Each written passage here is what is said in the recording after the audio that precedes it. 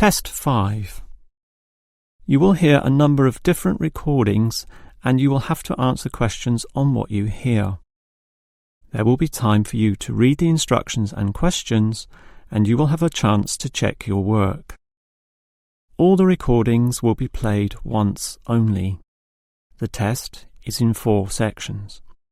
At the end of the test, you will be given 10 minutes to transfer your answers to an answer sheet.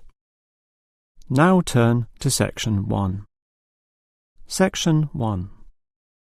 You will hear 2 flatmates, Tom and Richard, talking about their new flatmate who has just moved in the week before. First, you have some time to look at questions 1 to 6.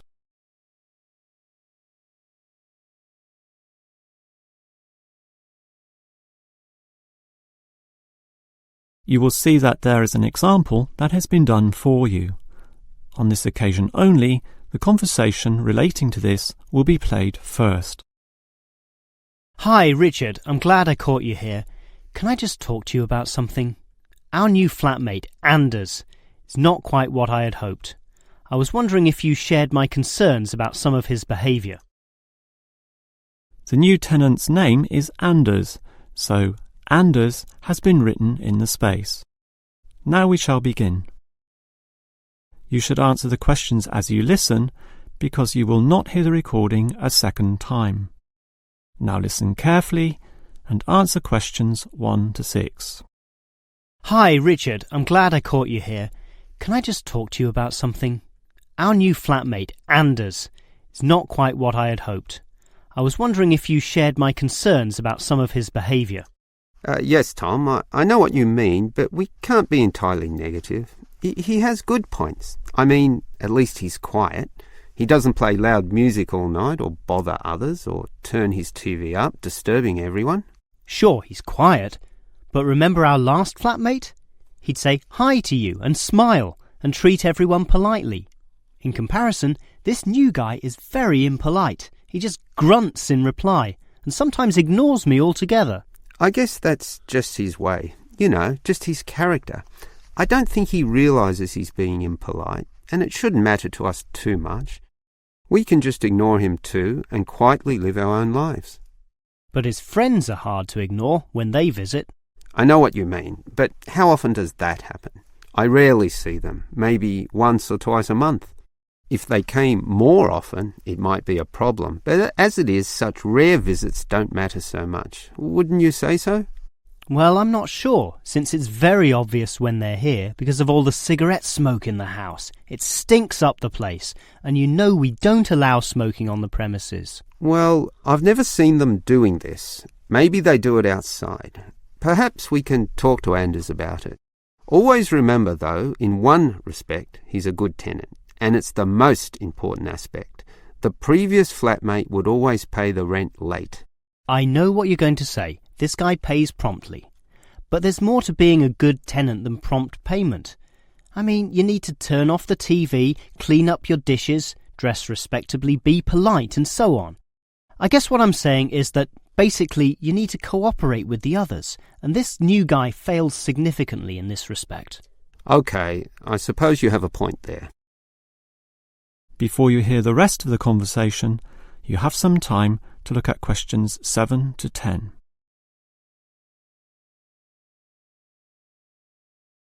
Now listen and answer questions 7 to 10. I tell you what, Tom, why don't we talk to our new flatmate, Anders, about these issues? If we throw him out, we'll have to go to all the trouble of finding another flatmate who might not necessarily be much better. So, let's give the current guy a chance. Here, I've got a piece of paper, so let's make a short list of issues to discuss with him.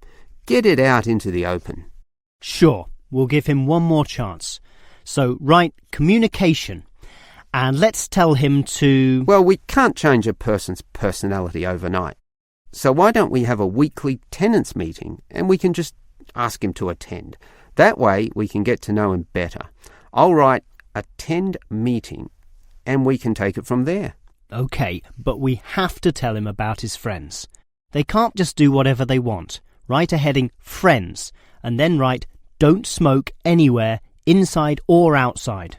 Well, instead of being so direct and possibly causing offence, I'll just write follow rules and verbally mention the rules. TV off by 10 p.m, no loud music or bad behaviour, including smoking. OK, do that, but I still think we need to specifically mention that last issue. You know how I can't stand the habit, so I'd like this to be another and separate point. Cigarettes, strictly forbidden. And it's important to include the strictly here. We can't pussyfoot around too much. Sometimes directness is necessary. OK, I'll write that. Forbidden. OK. And what about cleaning duties? Anders is a little too relaxed about that. Dishes are sometimes not washed, dirty teacups are left around the place, and so on. So, right, must do better. Yeah, again, Tom, he might take that personally and it could cause a scene. I'd rather be general. I'll write must be done and I'll tell him that that's for everyone, not just him. OK? OK, as long as he gets the message.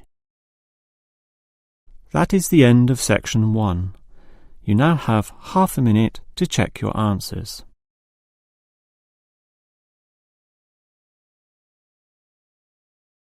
Now turn to section 2. Section 2. You will hear a first aid officer talking to a group of factory workers about emergency first aid. First, you have some time to look at questions 11 to 17.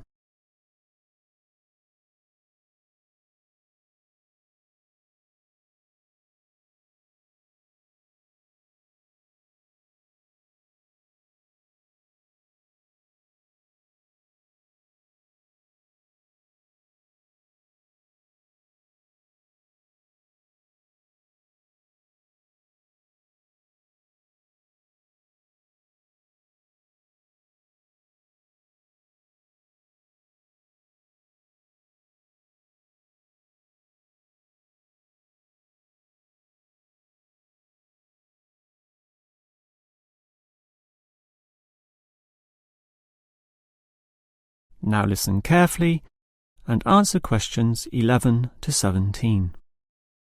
Hello everyone. Now you know why I'm here. You all work in a factory, and in this environment there always remains a significant possibility of accidents happening, in which case first aid will be necessary. What is first aid? It is the provision of emergency on-site care when an injury occurs, and it is essential for everyone to know, if only simply, the steps which must be followed. There are, of course, minor injuries which may happen, not needing further medical care beyond the intervention of the first aider, but you can never be sure. Thus, the following steps must always be followed. These can be abbreviated to the words Dr. ABC. In other words, D-R-A-B-C. The D stands for danger, and that's the first issue to keep in mind. When an accident happens, immediately ascertain that the environment is safe. That, for example, nothing else will fall or break or cause accidents. If you, the first aider, are also injured, the problem is even worse. The R stands for respond. You must then ascertain the best response. Once all the danger has been eliminated and the distress calls sent out, the appropriate action is, obviously, to help the injured party. Alright, that leads to A, which stands for airway. In order to stay alive, all people need to have an open airway to allow breathing.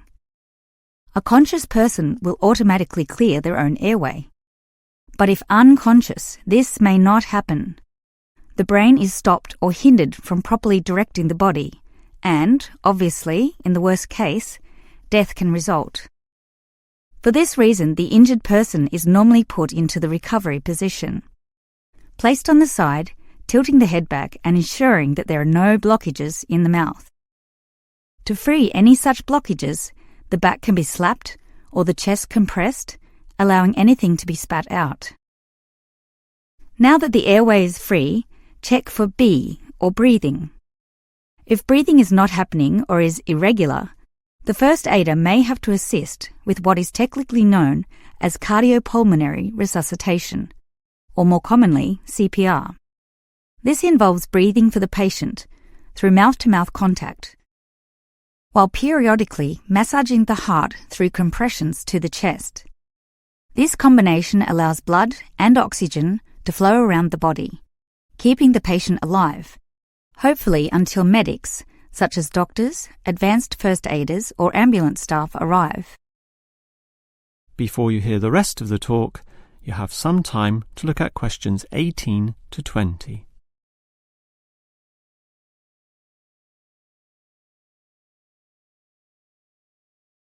Now listen and answer questions 18 to 20. Now, it's certainly good to have knowledge of emergency first aid, but, obviously, the best situation is simply not to have accidents occur in the first place. For that, you need to be aware of safety issues, but just saying "be aware" does not usually achieve much. It is more important to have an appointed person whose job is to ensure awareness and work safety. Safety inspections would obviously be part of their job, whereby they can make sure, for example, that the first aid boxes are fully equipped. Another idea is to put posters on the walls, but, interestingly, research has proven that these tend to be ignored, becoming just part of the wallpaper, seen but not put into practice. It is much better if everyone is just instilled to not be reckless, that is, to not rush into situations without thinking about the possibility of accidents. And instilling this mindset is part of the job of the safety officer. Some other suggestions are ongoing first aid training and no accident reward or star systems. These have had some success, but nothing beats a regular meeting, say once a month, in which the subject of safety is brought to the attention of everyone, and any outstanding issues related to this are thoroughly discussed. That is the end of section 2. You now have half a minute to check your answers.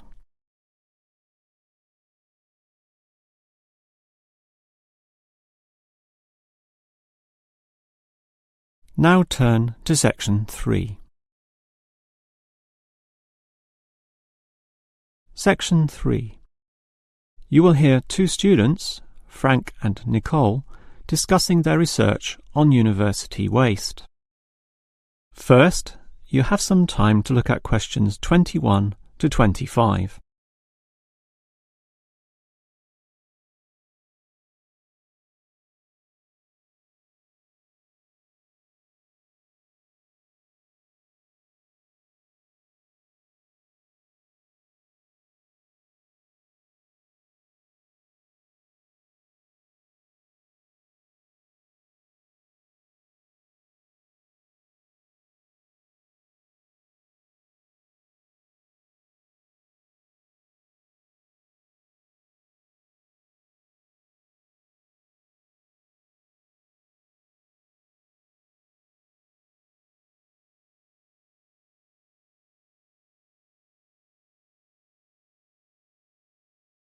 Now listen carefully and answer questions 21 to 25.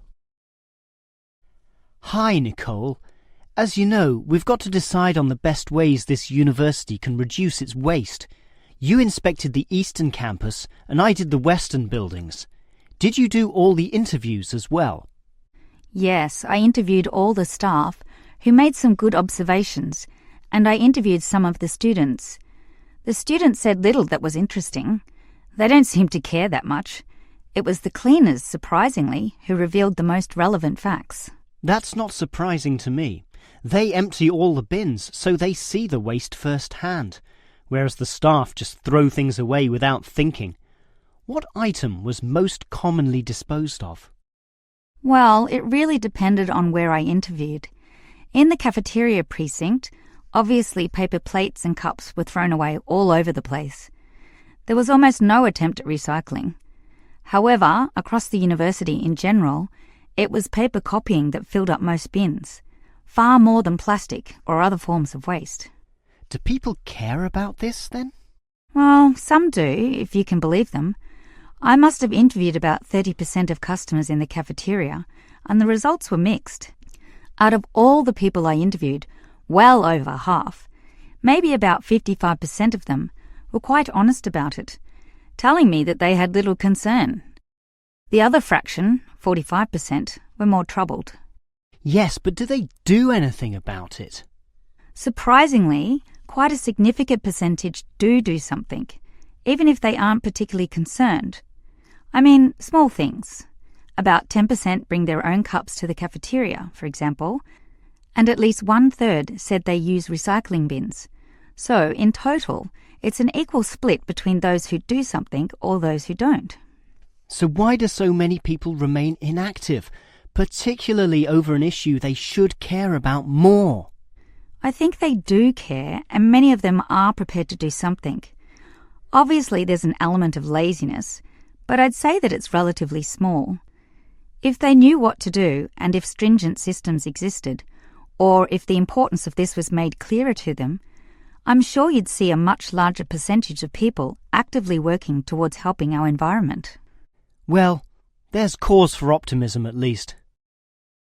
Before you hear the rest of the conversation, you have some time to look at questions 26 to 30.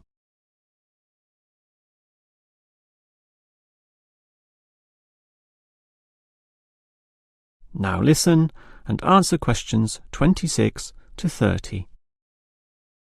Clearly then, there's a significant waste of paper here at this university, so I've worked out one practical suggestion which could help reduce it, specifically the waste from the excess photocopying. Let me hear it then. Obviously, for a start, we've got to ensure that people, including the staff, without exception, copy both sides of a page. We can't tolerate single-sided copying. It's just far too wasteful. Absolutely. Just more trees being chopped down. But as people are doing copying, there may be adjustments and practice copying, producing single-sided copies or blank pages not wanted and not intended for use. These need to be deposited into a tray for intended recycling. You know, for recopying onto the blank side of the page. But people don't usually do that. I'm afraid it's just human nature. No matter how unimportant the copying is, they prefer to use fresh paper. Yeah, I agree with you, which is why you need to display these papers right in front of everyone with a clear sign, "Please reuse," to make it easy for them to do so. They still won't do it. I know. That's why you take some of these papers and regularly stack them inside the copier in a special tray once a day, say in the morning. Well, that's getting better, making it easier for them to use the paper. But still, I'm afraid many won't.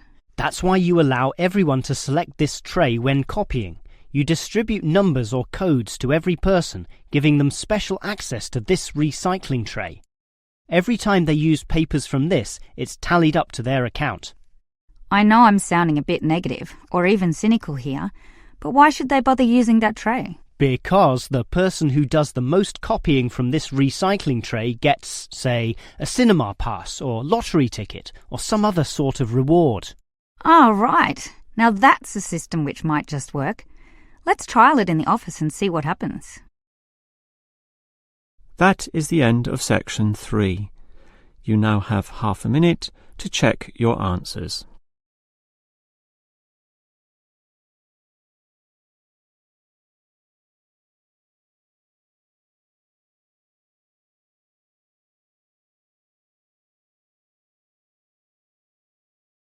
Now turn to section 4. Section 4. You will hear a lecturer discussing techniques for removing carbon dioxide from the atmosphere. First, you have some time to look at questions 31 to 33.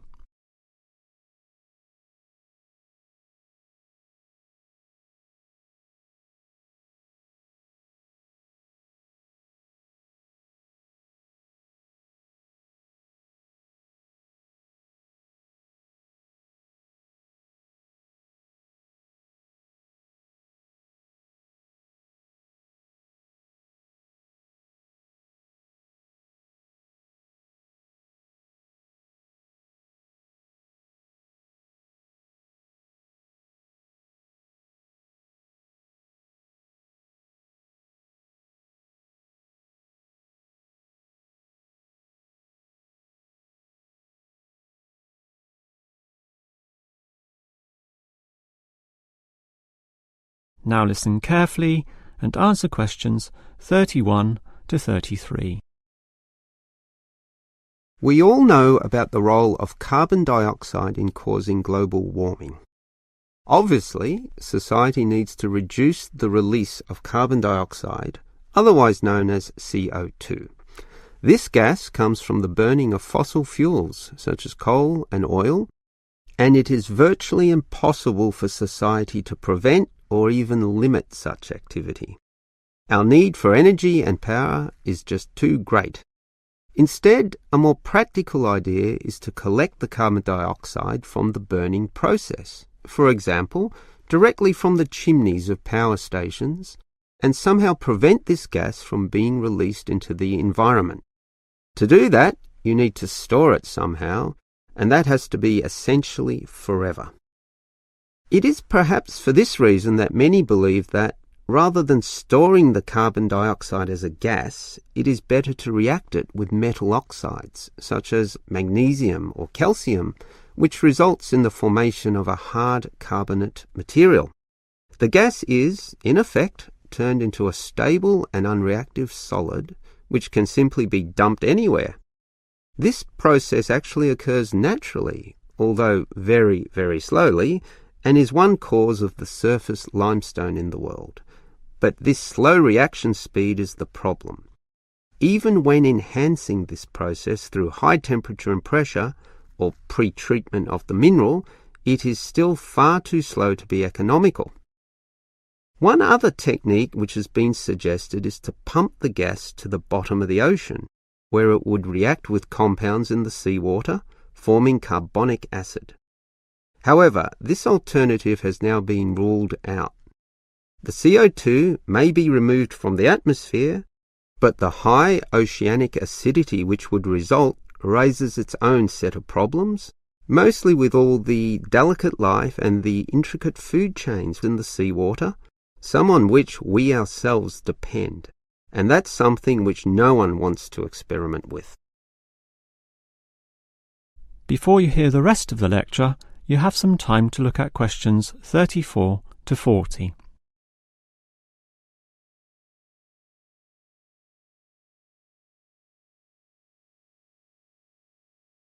Now listen and answer questions 34 to 40. Perhaps because of the lack of alternatives, the most commonly discussed solution to the problem of disposing of carbon dioxide is to pump the gas underground, a technique known as geosequestration. In this system, the CO2, for example, could be pumped into underground pockets within depleted oil wells or disused coal tunnels. This carries, however, three serious disadvantages, namely the risk of leaks, the considerable costs involved, and finally the unproven effectiveness. Let us look at those three disadvantages in detail. Firstly, there is the risk of leaks. Although the gas would be deep and sealed over by masses of rock and earth, the huge pressures in these spaces would turn the gas into a liquid state, capable of moving through rock fissures or faults. This could allow the gas to eventually be released to the surface. Since CO2 is heavier than air, and thus pushes oxygen aside, such leaks could result in the suffocation of thousands or tens of thousands of people, certainly not a consequence to be taken lightly. Natural CO2 leakage from volcanic buildup has already witnessed such deadly events. The other problem of geosequestration is the cost. The time and effort spent on materials and construction, primarily the pipework through which the gas would travel, does not come cheaply. So, if this system were to be implemented in, say, coal-fired power plants, the extra cost would have to be paid by the electricity user, whose bills would almost double as a consequence. Few people are prepared to pay this much simply to make a small dent on the effects of global warming. And this leads to the final problem. The most basic question is whether geosequestration actually reduces global warming. The problem here is that the energy needed to create and drive the sequestration process would require approximately a quarter of a coal-fired electricity plant's output. In other words, the plant would have to burn 1/4 more of its coal just to account for the sequestration of the carbon dioxide. And with coal producing other noxious pollutants, such as sulfur, ash, and heavy metals, the environment is hardly benefited at all. Nevertheless, there are many active experimental efforts underway, primarily in oil production sites. These are small, but intensively monitored and analysed. All we can say now is that the jury is still out on whether underground carbon storage will one day be feasible. That is the end of section 4. You now have half a minute to check your answers.